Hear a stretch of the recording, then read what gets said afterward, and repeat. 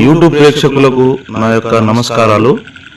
ఈరోజు నేను మీకు మరుగుమందులో అతి ముఖ్యమైన చెట్టుని మీకు పరిచయం చేయబోతున్నాను.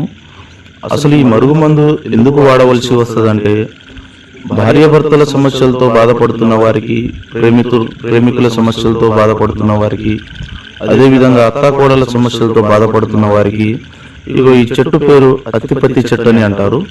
ఈ అత్తిపత్తి చెట్టు పేరు అదేవిధంగా ముట్టుకుంటే ముడిచిపోయే చెట్టు అండి. చూడండి, ఈ విధంగా ఈ చెట్టుని ముట్టుకుంటే ముడుచుకుంటుంది. ఈ చెట్టుతో తయారు చేసే మరుగుమందు తినే దాంట్లో కానీ, లేకపోతే వాళ్ళు వేసుకునే బట్టలకు కానీ, చెప్పులకు కానీ, శరీర భాగాన ఎక్కడైనా పూస్తే చాలండి.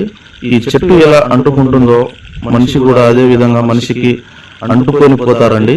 ఇది చాలా శక్తివంతమైన మరుగుమందు.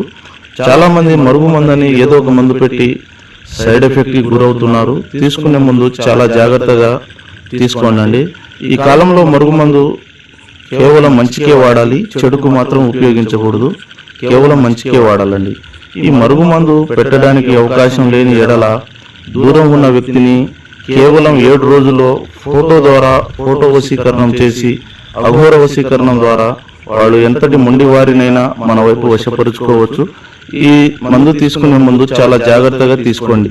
సర్వే జన సుఖినో భవంతు.